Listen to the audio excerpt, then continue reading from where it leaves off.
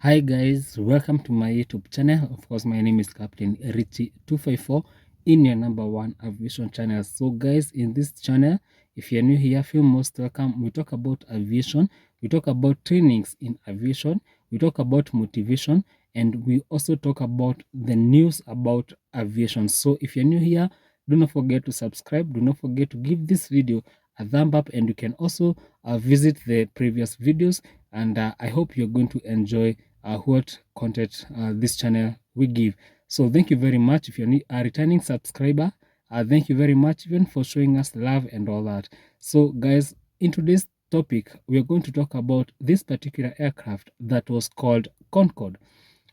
So Concorde was actually one of the fastest aircraft ever made back in the history, back in the days. So there's something that happened to Concorde that made this particular aircraft to go into retirement back in the year 2003. So what happened? Whatever happened, it happened back in July 2000. So in July 2000, it was just a normal day, a routine a flight that was supposed to take off from Paris to New York. And as I told you, this aircraft was a supersonic aircraft. So everything looked normal and everything was very much fine. Back at the terminals, yeah, passengers checking in and all that.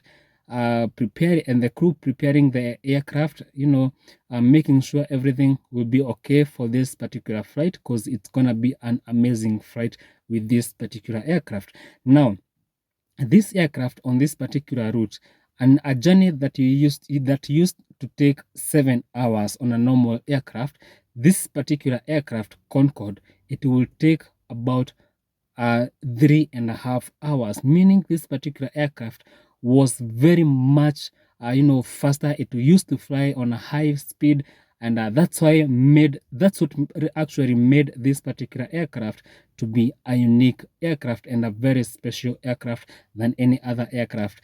And for this particular day, flying from Paris to New York, and this actually flight was supposed to be a chartered flight. It's a chartered flight, with majority of the passengers coming from Germany and others from other parts of Europe.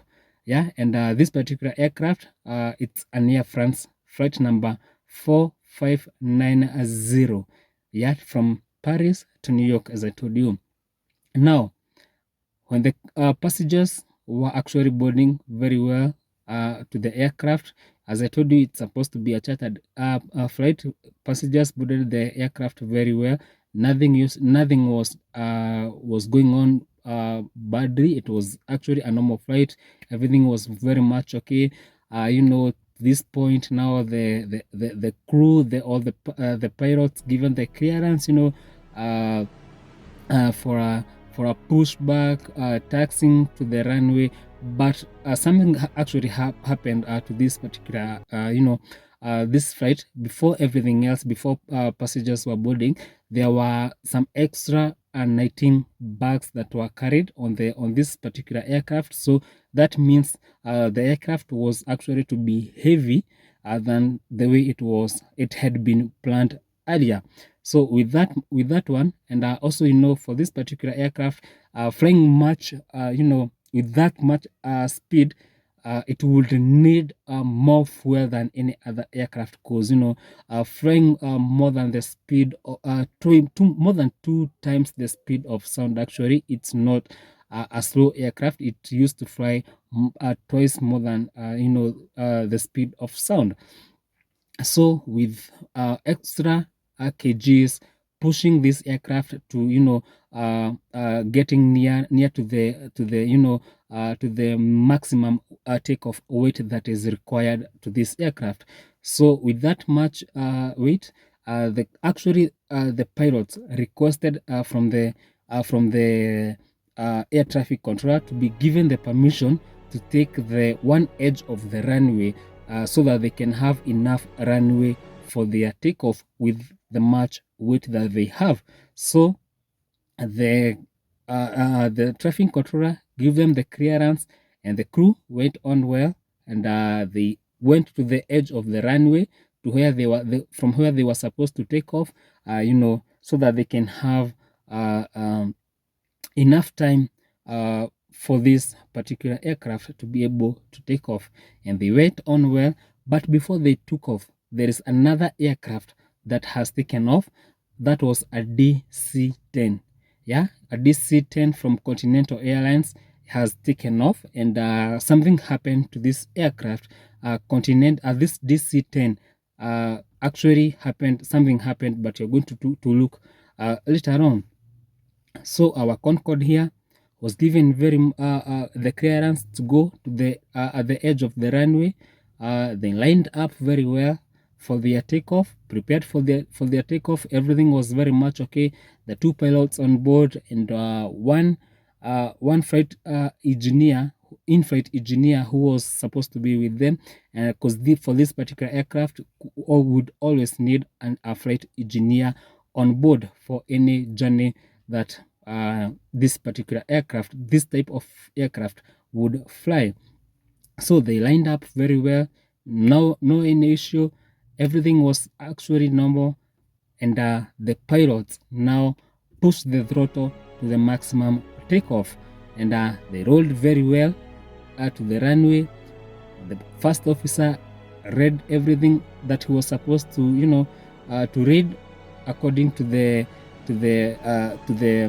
checklist of this particular aircraft. For every aircraft there must be a checklist, so that will guide you not to make a single mistake. So everything was very much okay. The engineer happened to look all the instruments to make sure there is no fire, no anything that would look abnormal to this particular flight, and everything was very much okay. But at the time, the first officer was scoring VR. VR, it's a velocity rotating speed. It's a speed whereby now it's time for the pilot who is flying now is supposed to push back the control for an aircraft now to take off. But immediately when the first officer called a V1, the crew were given a sad report from the air traffic controller who saw this aircraft, and the air traffic controller said to the crew, "You have flames behind you." Yeah, you have flames behind you. But when the crew checked the instrument, the engine instrument at the cockpit, nothing was bad. Everything was very much okay. But what really happened at this point? Let's go back to this DC-10 that I told you took off before the Concorde taking off. Now, this DC-9 are the coring of the engine that is located at the left side of DC-10 was actually under maintenance, and it was not some metal that was supposed to to cover some space.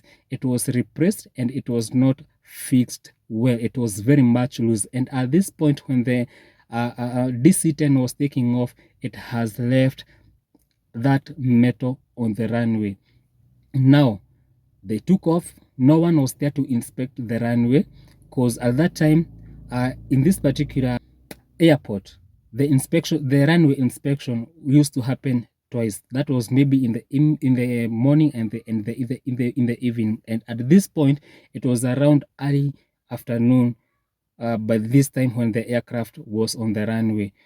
And when a DC-9 left this metal on the ground, no one noticed. No one was there to inspect the runway, and it was just left like that. And here the Concorde comes. The pilots now rolling. The pilots now are about to take off, and something happened. The metal that was left on the runway, this particular Concorde ran over that metal. When the Concorde ran over that metal, it made one of the tires on the left side to burst, and when it bursted, the metal hit one of the tanks, because the tanks of an aircraft, the fuel tanks of an aircraft, are actually located at the wings, and some at the center and some at the back. But in this particular aircraft, Concorde, we had around 15 fuel tanks, yeah, because we need much fuel for this particular aircraft. It was an aircraft guzzler that, yeah, as we know, some of the cars are guzzlers, they need much fuel. The same case to this particular aircraft. The more the more, or the higher speed of this particular aircraft was going, the more fuel that was being needed. So in this particular aircraft, and as you can see, the aircraft had huge wings, which we are going to talk about later on a different video, that we are going to dedicate a video talking about Concorde, but not on this particular accident. We are going to dedicate a video on that. So this particular aircraft had around 15 tanks. So when the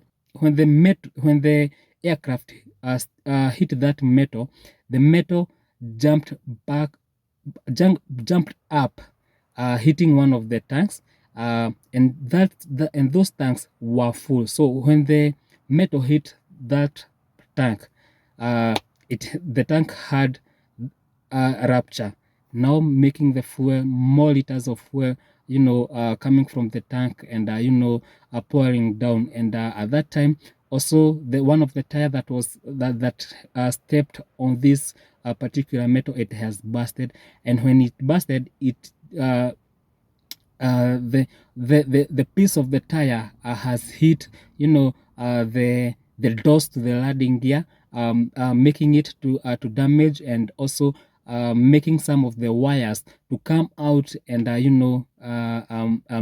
leaving the wires to be naked. And that's what actually now made this particular aircraft to be on fire.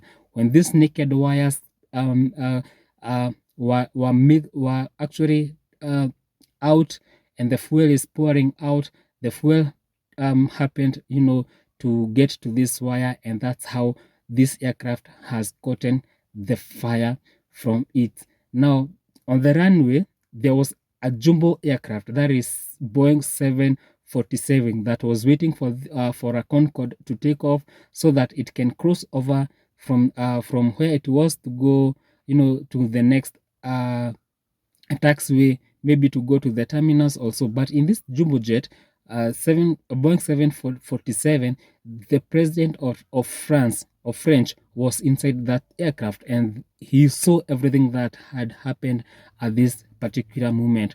And the pilot of this particular aircraft has called and said, these guys have fire, and I don't think it's coming from the engines. So it was very much clear that this pilot had seen the engine were very much okay. This aircraft, Concorde, had 4 engines made and designed by Rolls-Royce. So when the pilot of this jumbo aircraft called and said, these people are on fire, but I don't think it's coming from the engines, it was very much even clear that there's something else that has happened, but no one really knew what was happening at this moment. Since the fire has started on the left side, the aircraft couldn't go further. Reason being, now when the pilot realized they were on a big mess and they couldn't do anything else, the pilot needed 3 kilometers of the runway to be able to stop this particular aircraft. But at this moment, before the pilot took off, they were left with just 2 kilometers of the runway. So they were less with 1 kilometer. So there was nothing else this pilot could do but to just take off and continue climbing, maybe to start up the procedure of turning back.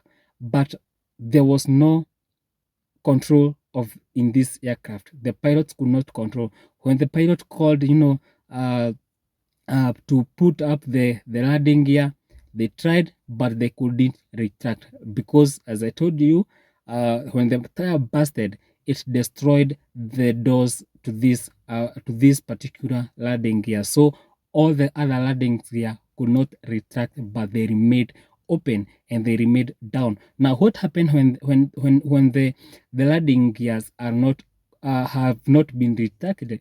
Now this normally increases in any other aircraft. It normally increases the drag, making this particular aircraft, or making any other aircraft, not to have the speed that is required to continue climbing.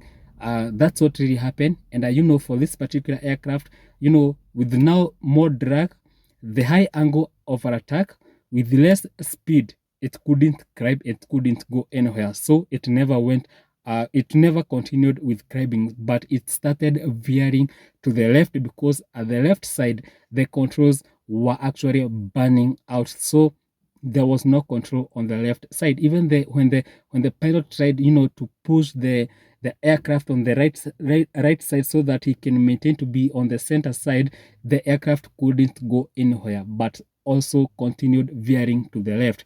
And when it started veering to the left, the fire was getting more and was getting worse at this point.